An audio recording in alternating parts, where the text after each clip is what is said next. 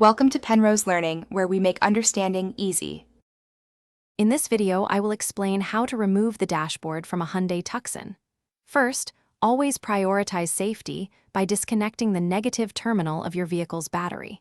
This prevents electrical shorts and potential airbag deployment. Next, you'll need to carefully remove the various trim pieces surrounding the radio and instrument cluster. Take your time with these, as they often have hidden clips. Finally, detach the center console and any electrical connectors or cables attached to it. Moving on, adjust the steering column by lowering and extending it to give yourself ample working space. This step is crucial for accessing components behind it.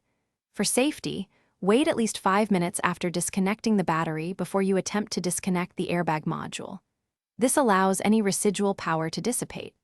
Once safe, carefully remove the steering wheel and any other components directly attached to the column, such as turn signal stalks.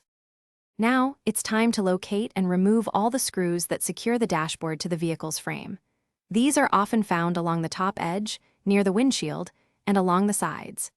Systematically disconnect all electrical connectors and ventilation ducts that are still attached to the dashboard. Be thorough and patient, as some connections can be tricky to reach. Always double-check for any hidden clips or bolts that might still be holding the dashboard in place. With all fasteners and connections removed, you can now gently pull the dashboard away from the vehicle's frame.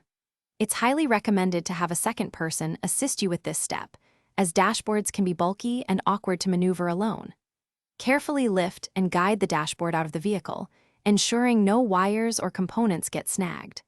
Once removed, store the dashboard in a safe, clean area to prevent any scratches or damage.